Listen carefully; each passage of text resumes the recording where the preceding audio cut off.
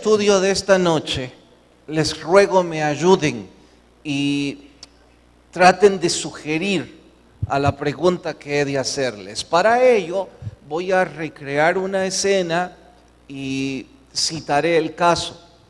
Es un pequeño principado. En los últimos 50 o 100 años ha reinado un hombre corrupto tras otro peor. Varios han llegado al trono y puedo decir que cada uno de ellos ha sido, sino igual, peor que su antecesor. Pero están llegando al extremo de la blasfemia, de la corrupción, de la justicia y de la maldad. Y Dios decide, en su misericordia, enviar 1 o 2 mensajeros para advertirles que deben arrepentirse. 1 o 2 mensajeros, sea hombre o mujer, para predicarles sobre el plan de salvación y que ellos todavía pueden cambiar sus vidas. Bueno, ese es el caso. En lo que ustedes les suplico me ayuden es a sugerir el perfil básico de ese hombre o de esa mujer que nuestro Dios va a enviar. Y cuando me refiero al perfil básico, entre otras cosas, su edad, su sexo, su preparación,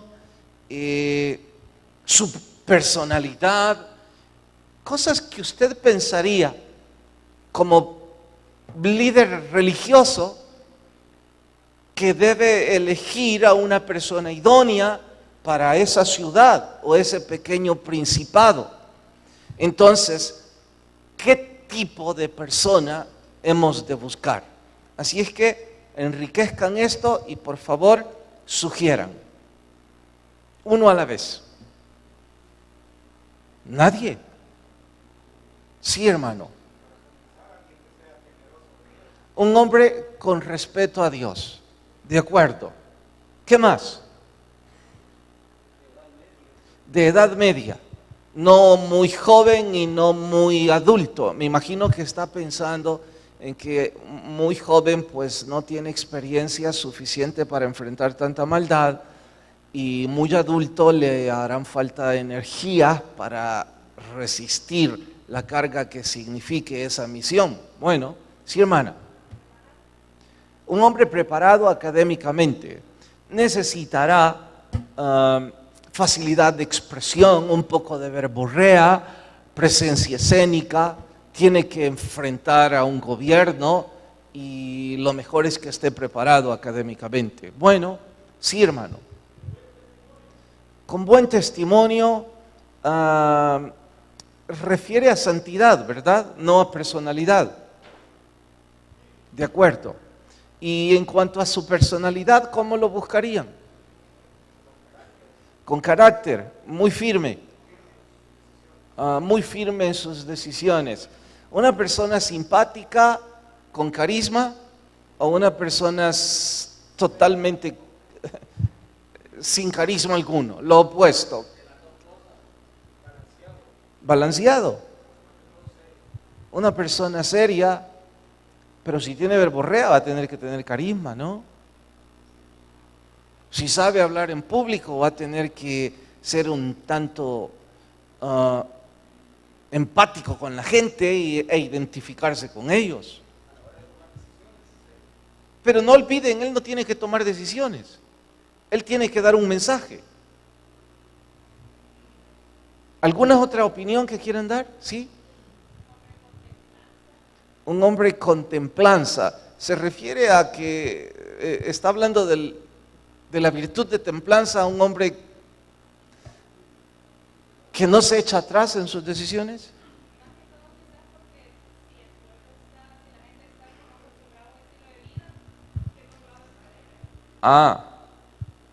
Creo que quiso decir con convicción, dominio propio. Y para quienes no escucharon, Beatriz dice que debe ser una persona tan segura de lo que ha creído, porque va a ir a un pueblo tan depravado que si él no tiene control de sus propias emociones y pasiones, terminará cediendo a esa gente.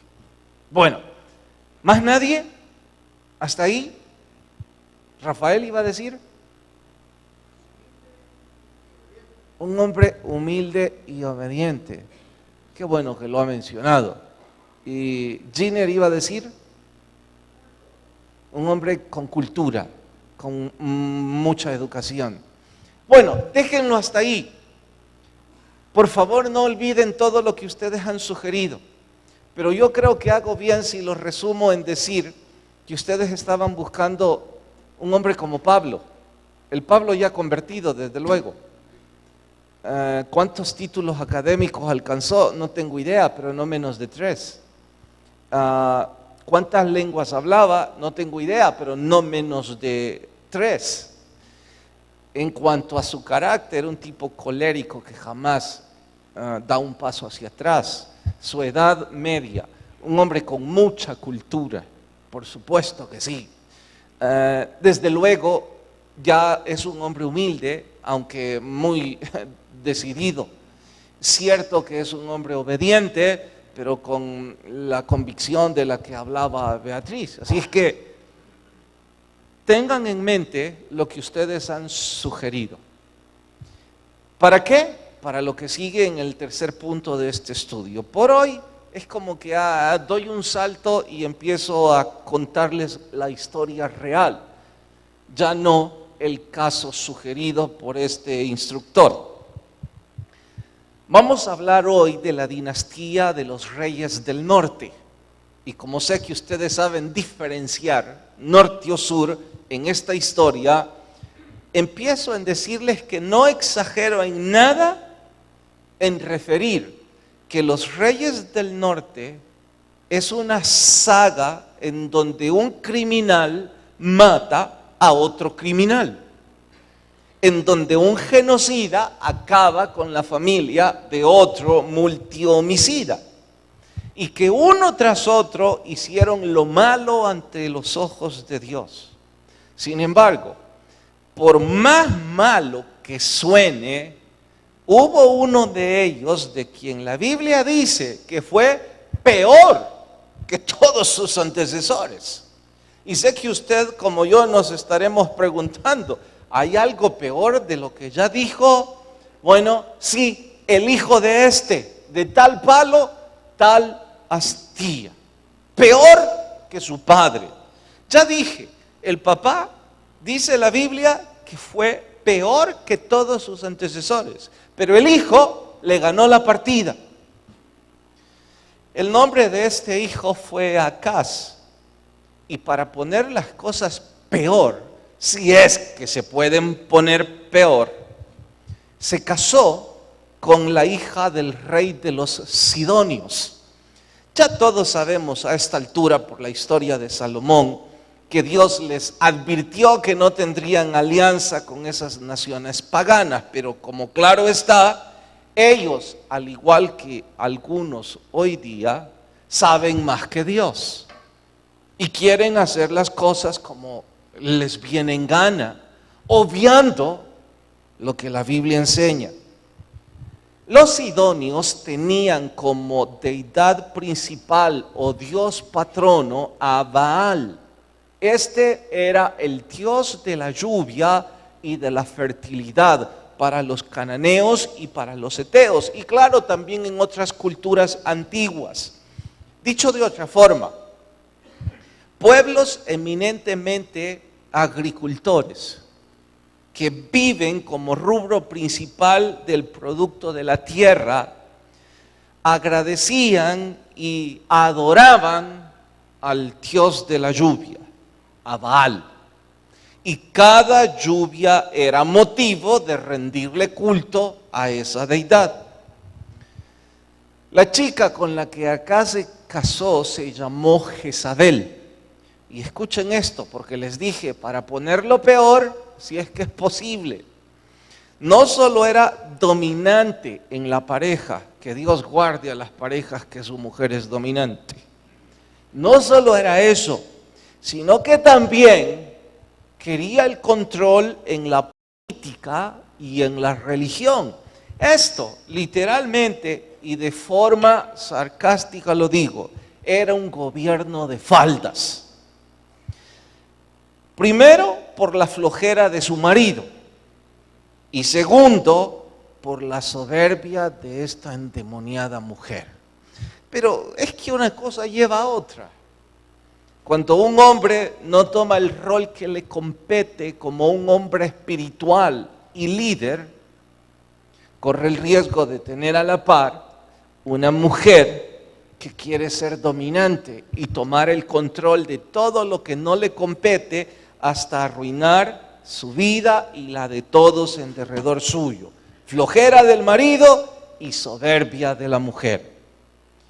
Con su poder tras el trono, ella se aseguró que todo el pueblo empezara a adorar a Baal. Su propósito era que Israel, el reino del norte, cambiara su fe, su creencia. Aunque estaban siendo idólatras y politeístas, seguían creyendo que Jehová era el Dios mayor. Y no es nada que se aplauda, pero digo, ella estaba asegurándose que aún eso fuese cambiado. Y que con su gobierno, el Dios patrono de la nación hebrea fuese Baal, el Dios de la lluvia. Imagine, ya venían de reino tras reino o gobierno tras gobierno corrupto, injusto, lleno de intrigas, de asesinatos, y ahora están llegando a su máxima anchura en cuanto a depravación, corrupción y maldad. Todo lo contrario de lo que se esperaba de la nación santa. Pues bien, casi se acercaron a Sodoma y Gomorra mismas. El pueblo merecía ser destruido una vez más. Pero una vez más la gracia de Dios se mostró y levantó un profeta para intentar salvar a aquellos que aún tenían vergüenza de sus actos. No era el propósito salvar al rey y a esta endemoniada mujer, sino aquellos que estaban siendo guiados por ellos como ovejas sin pastor y estaban yendo al matadero. Pues para ello Dios levantó un profeta que quién sabe de dónde salió, pero lo cierto es que apareció. En las siguientes semanas, este profeta estará ocupando nuestra imaginación.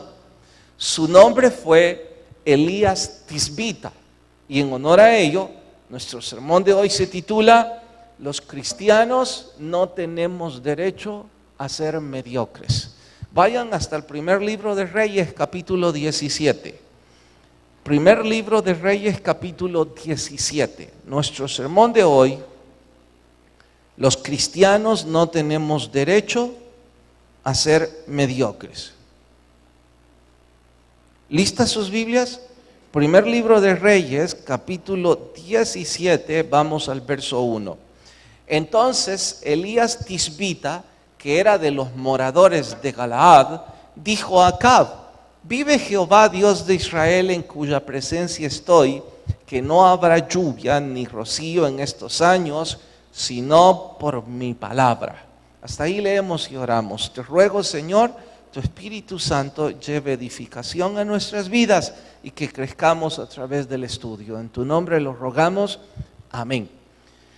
Cuando les dije que este salió quién sabe de dónde, yo no estaba exagerando en nada. Cuando leemos, descubrimos que se llama Elías Tisbita porque Elías significa cercano a Dios, Dios es mi juez y otras derivadas así. Pero Tisbita es la prolongación de Tisbe, una posición geográfica. Dicho de otra forma, este profeta es Elías de la ciudad, del pueblo, o quién sabe dónde, de Tisbe. Al buscar en geografía y en historia, cuesta trabajo descubrir su ubicación. La única referencia que concluye es que era de algún caserío anónimo en la región de Galaad. Así es que, repito, yo no exagero en nada al decir que quién sabe de dónde salió este. Ahora, cuando busco Galaad y su posición geográfica e histórica, descubro que es como un gran pueblo. Así es que si encuentro un pequeño caserío en ese gran pueblo, hay que concluir, era un lugar aislado, sin refinamiento o sofisticación alguna. Y si pensamos esto, ahora tenemos que pensar en la personalidad de Elías. En aquellos tiempos donde no había tecnología, no habían carreteras, no había energía eléctrica, no habían libros, en un caserío anónimo, en un pueblo casi desconocido, surge un hombre probablemente de edad media. Ahora, tengo que decir, la mayor parte de la descripción que ustedes hicieron no se apega a lo que este hombre era. Él no podía haber alcanzado una educación académica como la que ustedes sugirieron en ese caserío. En cuanto a diplomacia, dudo mucho que él siquiera tuviera idea de qué significa verborrea o presencia escénica. No pudo haber estado acostumbrado a hablar en público.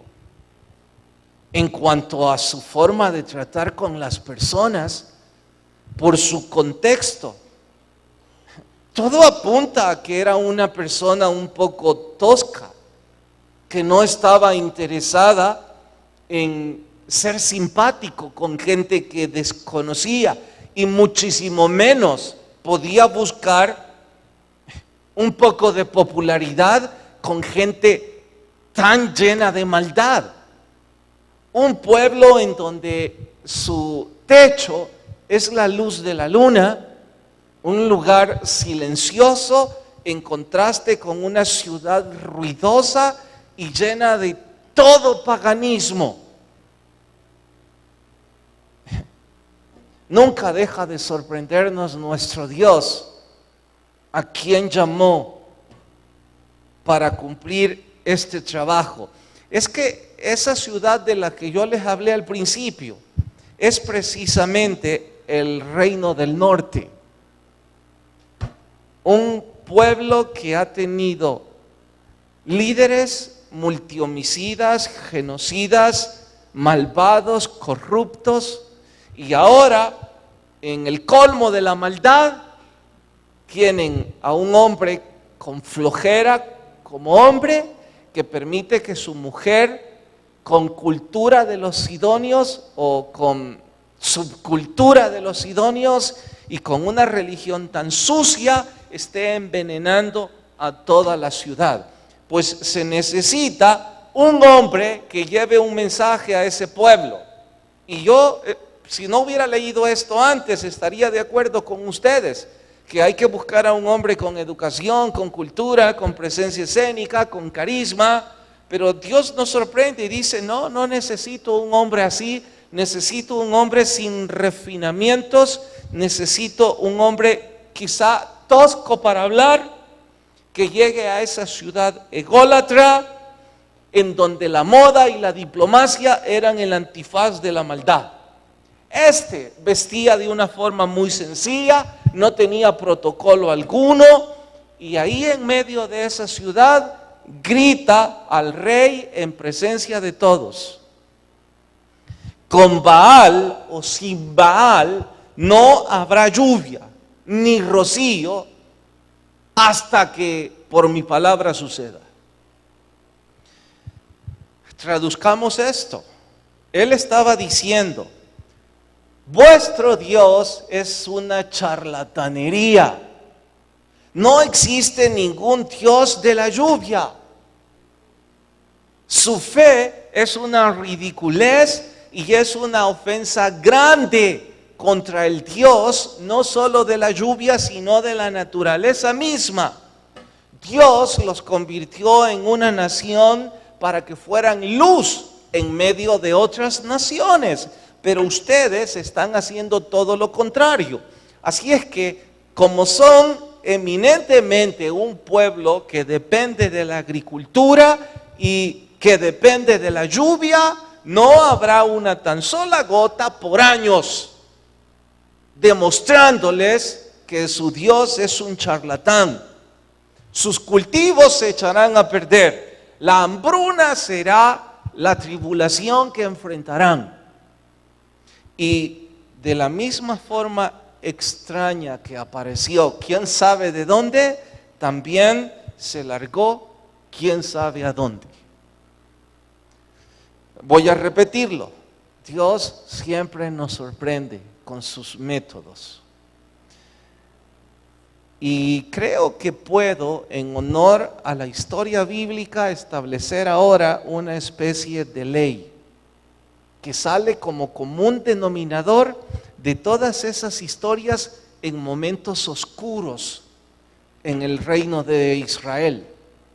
Hablo de momentos en donde el pueblo se había corrompido tanto y estaban tan llenos de maldad. Dios levantó personas especiales en tiempos de dificultad. Mire lo que estoy diciendo, esta es la ley. Cada vez que hay momentos de dificultad, Dios llama a personas especiales según sus propósitos. Y si no son momentos de gran oscuridad, yo creo que ustedes y yo hubiéramos atinado a la descripción, porque en esos momentos de tranquilidad, paz espiritual, es común ver hombres o mujeres como los que ustedes han descrito. Pero en esos momentos difíciles, Dios levanta personas totalmente especiales. Mire, este no fue a la escuela de los profetas. Había en ese entonces escuelas de profetas. También estaba el sacerdocio de los levitas, que era otra especie de academia para preparar hombres de fe.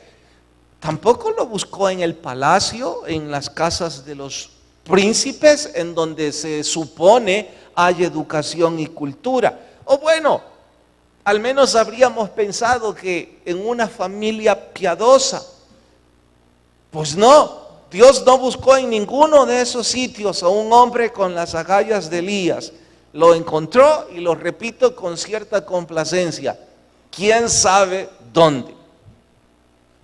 Y cuando reparo en todo eso, no puedo menos que recordar Ezequiel capítulo 22. Por favor, busquen Ezequiel, y yo creo que este es un verso que deberíamos memorizar.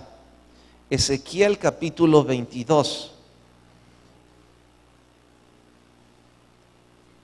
Quizás les es difícil a algunos hallarlo, así que en el índice será más fácil. ¿Qué número de página es? 763, gracias. Ezequiel capítulo 22. ¿Lo encontraron? Vayan hasta el versículo 28. Y antes de leerlo les explico. Ezequiel es un profeta contemporáneo a las historias que estoy contando. No digo que no he revisado si estaba vivo en el momento de Elías. No es importante, solo digo que es de esa época. Y dice: y sus profetas recubrían con lodo suelto, profetizándose vanidad y adivinándoles mentiras. ¿Entendieron la frase? Ezequiel está diciendo que los religiosos eran charlatanes, que se tiraban lodo en el cuerpo y que empezaban a profetizar y les profetizaban puras boberías. Den dinero y tendrán dinero, vivan como quieran, salvo siempre salvo, pueden vivir como quieran y ese tipo de cosas, solo que en su propio contexto histórico. Sigo leyendo. Así ha dicho Jehová el Señor, y Jehová no había hablado. Ellos decían que hablaban en nombre de Dios, como hoy muchos predicadores se atribuyen ser voceros de Dios, aunque nunca dicen nada de la Biblia. 29. El pueblo de la tierra usaba de opresión, cometía robo al afligido y menesteroso, hacía ofrenda al extranjero, oprimía sin derecho. Aquí habla Dios ahora en el verso 30, y este es el que deberíamos memorizar. Y busqué entre ellos hombre que hiciera vallado. Vallado significa un muro, un seto, una barrera. Y que se pusiese en la brecha delante de mí a favor de la tierra, para que yo no la destruyese. Digan lo que sigue en voz alta. Escuchen la hermosura de esta profecía a través de Ezequiel. Dios dice: los religiosos son tan corruptos como los príncipes, y el pueblo les aplaude toda su charlatanería. Así es que busqué en medio del pueblo, en medio de los príncipes, en medio de los religiosos, a un tan solo hombre que tuviera las agallas de pararse frente a mí como un muro, para que yo no los destruya. Estoy buscando uno que tenga integridad. Estoy buscando uno con coraje, uno con humildad de corazón, obediencia, que se pare frente a mí y que sea la valla que me impida destruirlos a todos. Lo busqué, dice la poesía, y no lo hallé. Así es que si yo hago eco de esto, estoy pensando en las veces que esta poesía llegó hasta el cielo, hasta que hombres tan especiales como Elías fueron llamados por Dios. Estoy refiriéndome a que Elías es un hombre totalmente fuera de lo común. Estoy hablando de que Josué también era otro hombre fuera de lo común. Fue un esclavo tantos años. Nadie piensa en un esclavo para ser sucesor del más grande de los caudillos. Estoy refiriéndome que los mismos hermanos de David se burlaron de él, diciendo: es un pobre tonto. Nadie hubiese pensado en David. Aún el mismo profeta de Dios jamás se le ocurrió, ni siquiera pasó lejos por su cabeza que David podía ser ese hombre que se pusiera como un muro. Y eso de ponerse como un muro también es el sentido figurado, diciendo: un hombre que diga: Señor, yo estoy aquí, yo quiero interceder por mi pueblo, te ruego que no los destruyas. Necesitas que yo vaya y se los grite, lo haré. Necesitas que un hombre sin palabras, sin educación, sin ninguna atracción física, sin conocer siquiera la palabra moda, vaya y les grite, lo haré. Romperé las puertas que haya necesidad de romper, me tomaré de valor, iré y les diré lo que quieres que diga.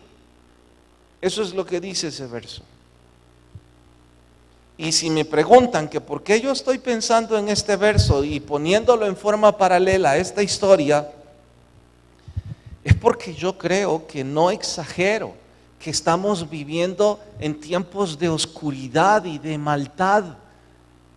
Este mundo, este país, esta ciudad está llegando a los extremos de injusticia, de maldad, de corrupción y de cinismo religioso. Estamos en una época de tinieblas. al igual que en la época de Elías y cuando Ezequiel escribió este verso, al igual que esos días, hoy día, en nuestros tribunales, en las universidades, en los talleres, en los bancos, en nuestros hogares y por supuesto en nuestras iglesias, se necesita hombres y mujeres que sean cualquier cosa menos mediocres en su vida espiritual. Por eso el título de este estudio es que los cristianos no tenemos derecho a ser mediocres, porque este mundo está necesitado de hombres y de mujeres que, aunque no tengamos talentos, no seamos ni comunes ni corrientes, sino que seamos hombres o mujeres que querramos decirle a Dios con obediencia. Si necesitas a alguien, yo me pondré como un muro. Si necesitas que alguien grite y diga algo, yo estoy dispuesto a hacerlo. Se necesitan en esta iglesia hombres que quieran discipular a niños en el ministerio de jóvenes. Se necesitan en nuestras familias jóvenes que tomen el liderazgo. Se necesitan hombres en el gobierno que quieran pararse como un vallado y decir, sí, yo quiero hacerlo. Y mire, la preocupación de este estudio, me pregunto, si Dios envía ese mismo mensaje a nuestra comunidad, ¿encontrará un hombre o una mujer dispuestos? Porque podría tomar en este momento los ejemplos de las necesidades de los ministerios de la iglesia y decir que se necesitan profesores en Campo Blancos. Contaría 3 o 5 necesidades de cualesquiera ministerios, pero en lugar de eso les voy a decir y les voy a confesar una grave preocupación como predicador de este púlpito. Hace unas semanas estuve invitando a aquellos que nunca han servido o aquellos que están apagados, a que hubiese un despertar en sus vidas y que se involucraran, y que necesitábamos urgentemente personas que sirvieran en el ministerio de Campos Blancos los domingos a las 8, que urgentemente necesitábamos personas que se involucraran en enseñar a los niños los viernes a las 6:30 y también los domingos a las 6. Hasta donde sé, a Campos Blancos se habrán unido 3 o 5 personas. En cuanto a viernes a las 7, no tengo idea. En cuanto a domingo a las 6, ni uno tan solo. Y somos más de 2,000 adultos en esta congregación. Y de esos 2,000 adultos, las estadísticas dicen que los involucrados sistemáticamente en los ministerios no superan las 300 personas. Entonces, los otros 1,700 están tan cómodos en la corte de Baal, que es lo mismo que decir en la corte de Acaz. Oiga, predicador, ¿es que acaso va a insinuar que estamos en pecado? No, yo no he dicho nada de eso. Yo solo estoy diciendo en que se necesitan jóvenes que modelen a Jesús en sus universidades. Se necesitan hombres que modelen a Jesús frente a sus hijos y en sus empleos. Se necesitan hombres en los tribunales que actúen con integridad y con fe. Se necesita en esta iglesia y en nuestras familias hombres así. Pero parece que cada vez que se buscan no los hay.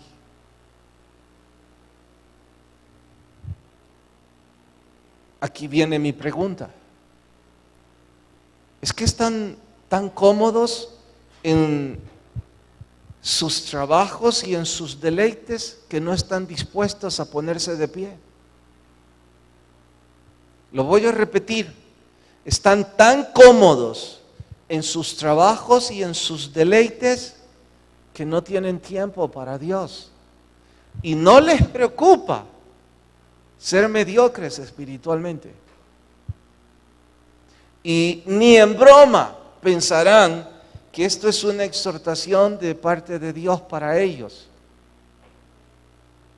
Creerán que el propósito que Dios tiene para ellos es trabajar, gastarse el dinero y disfrutarlo. Pero donarle al prójimo 1 hora 30 minutos a la semana, eso no es para ustedes. Es más, habrá algunos que con cierta altanería económica hasta dirán que está bien. Ellos son los que sostienen los ministerios y que con su dinero pagan a los que no tienen. ¿Es que acaso usted cree que Dios necesita mecenas en su reino?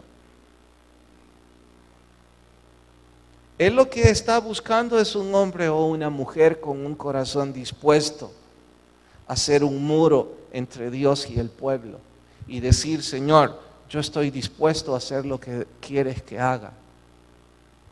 Yo estoy dispuesto a sacrificar 30 minutos una vez a la semana para involucrarme de forma sistemática y servir al prójimo. No, son muy importantes una buena cantidad de ustedes.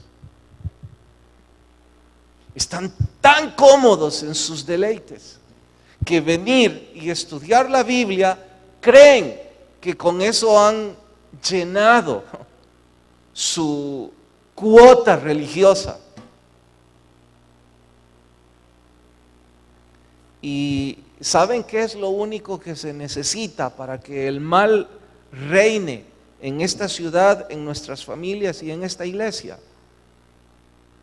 Lo único que se necesita para que el mal reine es que usted y yo no hagamos nada.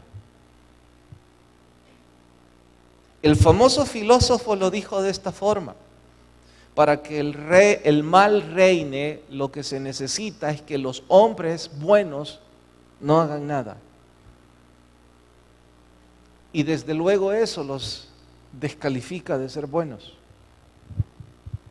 Esos niños que están en los campos blancos, me cuentan los que van, que hay uno u otro sitio en donde cuando ellos llegan a las 8 de la mañana, los niños ya están esperándolos.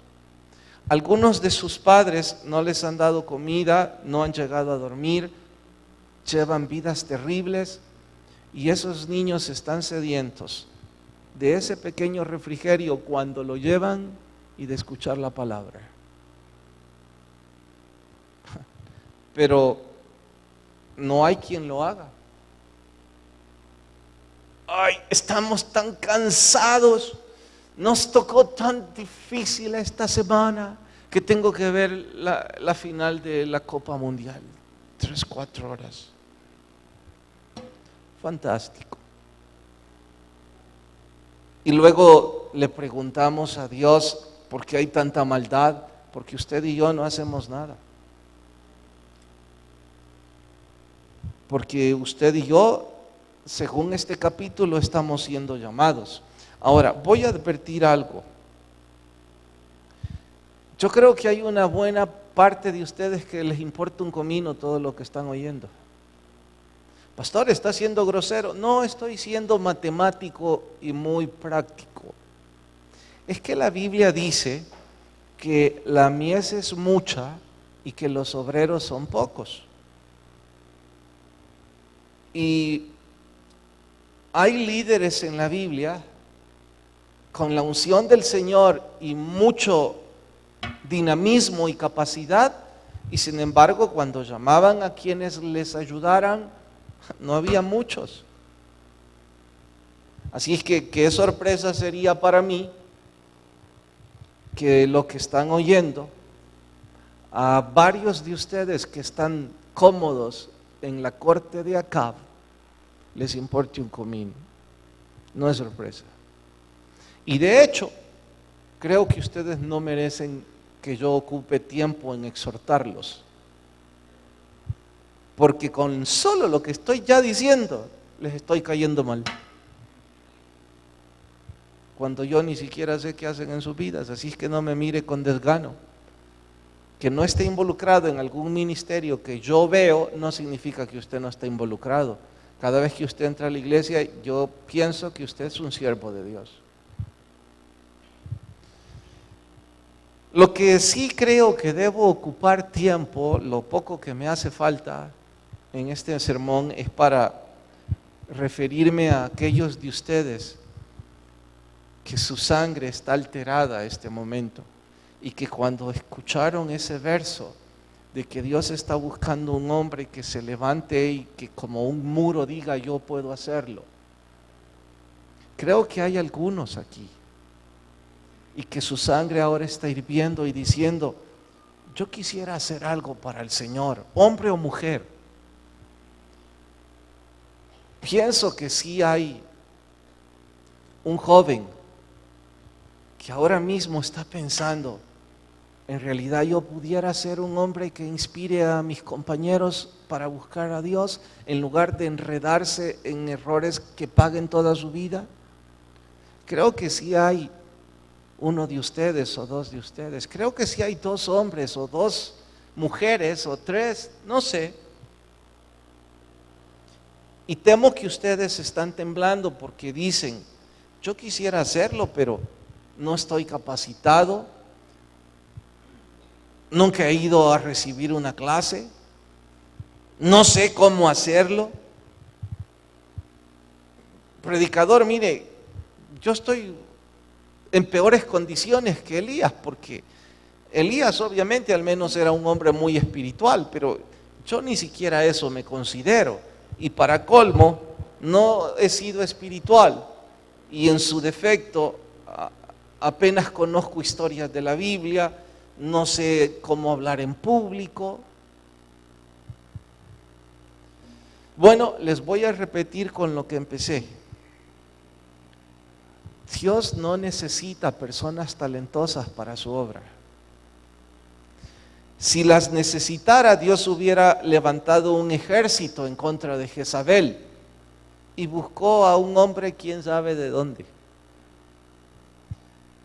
No estaba interesado en buscar a un hombre muy popular o con gran reputación en los negocios, para que así cuando tocaran la puerta dijeran, oh, viene don fulano, esta persona es muy respetable en la vida financiera y todos quieren oírlo. Tampoco buscó a alguien famoso en los deportes. Así son los métodos de Dios, impresionantes. A veces busca a alguien tan tosco como Elías, a veces a alguien muy educado como Pablo. A veces busca a un muchacho como Juan el Amado, a veces busca a una adolescente bellísima como Esther. Lo único que hay en común con todos estos personajes es que todos tenían un corazón genuino para Dios y estaban dispuestos. Así es que no importa si son obreros, si son profesionales, lo único que importa es que estaban deseosos de ser ellos ese muro que Ezequiel dice Dios está buscando. Si usted es uno de esos hombres o mujeres a quien ese verso golpeó su corazón esta noche, pues entonces usted no tiene derecho a seguir siendo mediocre. Porque si usted sigue siéndolo, habrá personas que se van a ir al infierno. Mientras usted el fin de semana no tiene hora 30 para el prójimo, ese prójimo se va a hundir en pecados y en maldad. Mientras usted dice que está enredado con pensamientos, que está un poco resentido, y que tiene una complejidad filosófica o religiosa, la gente sigue necesitando que un hombre o una mujer diga yo lo haré. ¿Qué tiene que decir un predicador para que usted escuche el llamado? Esta vez creo que ya no tengo que decir más nada, porque Ezequiel 22:28 lo dice bien. Dios está buscando ese hombre, allá usted. Inclinen sus rostros y oramos. Señor, gracias por tu palabra y lo que esta me grita. Y no sé, Señor, si debo estar emocionado en que vas a levantar a 5 o 20 como Elías, deseosos de ser ese vallado entre Dios y la gente. O debo estar triste porque solo habrá uno. Y los otros cientos que escucharon están muy ocupados. No escucharán tu llamado y las personas seguirán yéndose al infierno. Las familias se seguirán desmoronando, los niños seguirán creciendo en orfandad, la maldad seguirá reinando en esta ciudad. Ni siquiera sé si habrá hombres y mujeres que quieren hacer diferencia en su propia casa y llegar esta noche y decirle a su pareja, empecemos de nuevo. O hijos que preocupados querrán ser la inspiración para que sus padres busquen a Jesús. No sé si los hay, pero gracias porque me diste el privilegio de enseñar esta porción y me gritaste que yo no tengo derecho a vivir en mediocridad, que mi llamado es a intentar ser ese muro aunque no estoy capacitado, no soy digno y me equivoco tanto. Pero gracias, Señor, por decírmelo. Y si hay esta noche alguien a quien tú quieres tocar, por favor habla tan fuerte a su corazón que él o ella puedan venir a Jesús.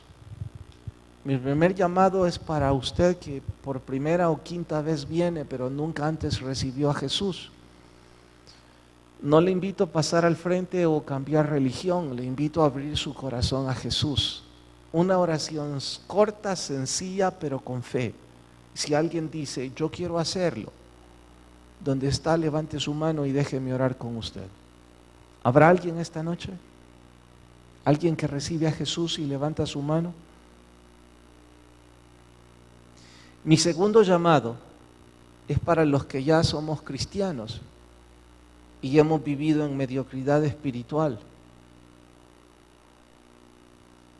Ezequiel 22:28 es para usted y para mí. La poesía dice que Dios está buscando un hombre o una mujer, joven o adulto, que acepten el llamado de ser ese vallado para Dios. Si usted ha estado cómodo en la corte de Acab, pídale perdón al Señor y reconcíliese hoy y reciba ese llamado. No tiene que levantar su mano, esto es entre Dios y usted, pero hágalo en su oración. Señor, gracias por gritarnos, gracias por todavía darnos oportunidad. Despídenos en tu paz, mas no de tu presencia, en el nombre de Jesús.